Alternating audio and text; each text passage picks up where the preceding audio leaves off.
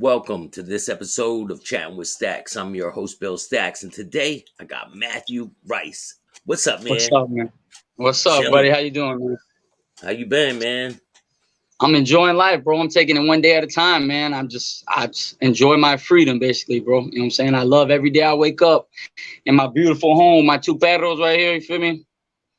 Just Hell enjoying yeah, life, man. bro. So we're gonna get into your story, man. You want to tell the people where you were born and raised? Yeah, sure, man. Okay, my name's Matthew Rice. I'm 26 years of age. I was born in Westerville, Ohio. I grew up in Florida since I was 2. My dad brought us down here, man, and it's been uphill, you know what I'm saying, for the most part. And then, I kind of took my own path, and which led me to prison, you know what I'm saying? Selling drugs, glorifying the thug life. I'm going to put that in quotation marks, brother, because, man, I don't know what my infatuation was with, like, being a thug and selling drugs and all that shit because, bro, that is a bunch of bullshit, man. I'm just going to be real honest with you.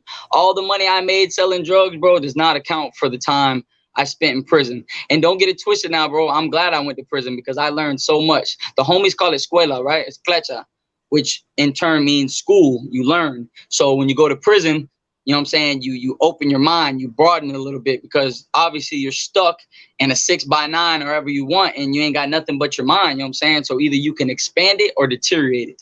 I chose to expand it, you know what I'm saying? I read books. I was the president of Gavel Club. Like, you wouldn't expect it, man. Like, I used my time very, very wellly. And I started at a youthful offender prison. I went to Sumter CI in What 2014, bro. What was the And first case? What was the first case you ever caught? well, I only had one case, bro. I've only been in trouble one time my entire life, and I went to prison for it for 10 years. And they tried to give me life in prison at first, actually. Yeah, man, you can look me up. My DC number is 148330. Feel me? You can look it up on FLDOCinmatesearch.com. I Can went you to prison explain this? for. Can you explain like how that day happened when you got arrested? Man, just to be real completely honest with you, bro, I wasn't in my right mind. I was selling drugs, and I was, like I said, I was infatuated with that thug lifestyle, man. Like, that was what I wanted to be, bro. I wanted to be a goon. And I was so influential. And what I mean by that meaning is you can influence me to do so much dumb shit. You know what I'm saying? Because I was a stupid ass kid, bro. Like, I just wanted to prove myself. I wanted to be that, oh yeah, I'm the biggest, baddest motherfucker, you know what I'm saying? And I went to a deal that night, you feel me, knowing that these people's intentions were to try and rob me. Like, I had a feeling they were going to try and rob me. And I was in the business of, okay, you try and rob me, I'm going to go ahead and make a name for myself. I'm going to go ahead and put your ass on a t-shirt or something. You know what I'm saying? And by the grace of God, they didn't die. I shot them both in the head. They did not die. I ended up going to prison for it. They didn't go to prison, though. You know what I'm saying? They even told the police, I got it in black and white paperwork, bro, in my deposition, that it was a premeditated robbery on their part. Now, granted, I'm not going to say I'm trying to justify the situation. I shouldn't have been out there carrying a gun and selling drugs to begin with. You know what I'm saying? But Did they at the pull end a of the gun day, on you? Did they pull a I gun didn't on give you him time to, first? bro. I went No. into it. Dude took me to an abandoned shed, and he tried to, like, steal me. And when he did, I ain't give him time. I weaved that bitch up there and busted his ass. You know what I'm saying? Feel me? I just war ready, you know what I'm saying? Like, I've been through a lot of crazy things, and I'm not gonna touch too much on that topic, you know what I'm saying, out in the world that I've done. I've things have prepared myself to, you know what I'm saying? How do I explain it? Right now, I'm a freelance personal trainer, man. You know what I'm saying? I don't know if you see my videos. I work out, you know what I'm saying? I got a mean ass workout routine, and I incorporate combat into that because of what I've been through. Sort of like a Navy SEAL type of shit, you know what I'm saying? And I did a Yeah. little bit of martial arts with it, you know what I'm saying? I really want to fight in the MMA and show the world what I can do, you know what I'm saying? But I ain't there yet. So I Is incorporate a that lot of combat is into that it. your goal to do Yes, that? sir. That is what I want to do as a profession. I want to fight in the MMA, bro, because I'm not gonna say I'm a bad motherfucker, but I'm a bad motherfucker, bro. I can hang with the best of them, and I can defend myself to the T because I'm gonna tell you something very important to me, bro. I love my dad. His name is Dallas Ray Rice Jr. He is alive. He's outside in his RV right now. That's my best friend, bro.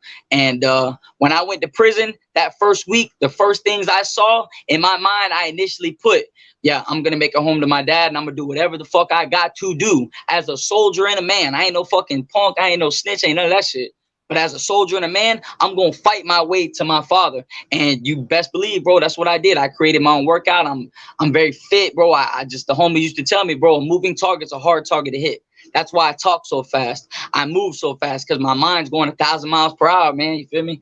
It's just Yeah. to compensate everything. You feel me? So what was it like when you first got to prison? Because I'm gonna be real honest with you. I know it wasn't like it wasn't like it It, was when you left, you know? Now, listen. No, absolutely. It was way easier as my time going through prison towards the end, getting out. You know what I'm saying? In the beginning, I'm gonna be real honest with you. I always thought it was cliche for people getting raped and all that shit in prison, but I promise you, God strike me down right now if I'm fucking lying, bro. I went up 2014, January 24th, I believe it was.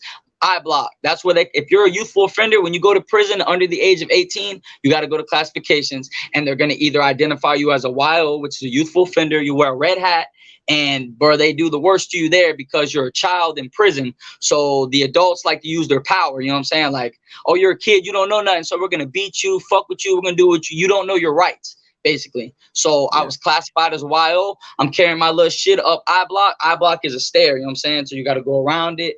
And the dorms, there's 4 of them. You got 2 on this side, 2 on this side, and you're housed with adults now. You know what I'm saying? They house you with adults or adult orderlies. So I mean, it's really whatever. But I'll never forget it. My first week, I'm walking down that fucking tier, bro. And if you've ever been to Lake Butler, which is in Florida, it's real deal old school prison, man. It's bars, and that's what it is. There ain't no doors, just like bars and tiers. I'm walking through there, and this is what fucked me up the most, man. Excuse my cursing, but this is what messed me up the most, is that it was a jit raping another jit. You know what I'm saying? It wasn't like a grown man that had been down 40 years, 30 years, you know what I'm saying, taking some ass. No, it was a fucking kid raping another kid, bro. And I mean, I'm real attentive. If you see any videos and shit I make, I look down a lot because I don't like confrontation with people. And it's not because I'm scared of anybody or anything like that. It's that people don't know how to react to me, you know what I'm saying? And then my little PTSD shit will kick in to where I think a bitch is trying to attack me or something. So, bro, I gotta be careful around people, you know? And just remembering seeing that shit, bro. And it was a big white dude raping a little black jit. I'll never forget it. And I just remember hearing him crying, and I was celled right next to him, cell 13, man. 2113 up. I'll never forget that shit. And that wasn't even the worst part, though, bro. Like, that wasn't even the worst part, bro. If you were ever at Butler, man, they got this fucking dorm right over there by the law library. It's J dorm. All right. And I wanted to get tatted up. This is before I started getting all my ink, because all my ink means something. Back then, I was going to get a bunch of shit just to get it. Every tattoo on my body. Did you have tattoos back then? Damn, bro, let me show you what I look like. Fuck, man, do I got a picture around here? I'd love to show you what I look like before I went to prison. You got pictures on your Facebook, yeah, right? Yeah, you can see that. I have pictures on my Facebook. I'll put a picture into this video. I'll put a picture into the video. Bro, I didn't have any tattoos, and most of my tattoos were done pick and poke. Almost all of these bitches were done with a pick and poke. I got quite a few dudes that have done my shit. Yeah, man. Yeah, pick and poke, staple game. Anyway, wow. I was telling you, right, J dorm. Tricking in prison, I guess say the prostitution trade, you could say, down here in Florida, bro. Because, you know, you got fags in prison, bro. And believe it or not, if you're very observant, bro, you'll see a lot of crazy ass shit, bro. And I went down to J dorm to get tatted, bro. And I'm very vigilant of my surroundings. I'm constantly on the lookout. You know what I'm saying?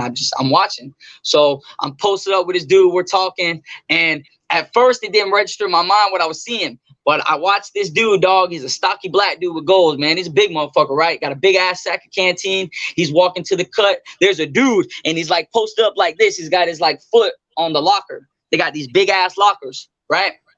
And dog drops his canteen bag over there. They're talking. I'm too far a distance to hear what they're saying, you know what I'm saying? But I'm just peeping game because there's not that many people in there. So, and I'm not laughing because it's funny. I'm laughing because, like, dog, like, that was so long ago, 10 years ago, bro. And I'm sitting right here telling you this story. I'd never think this.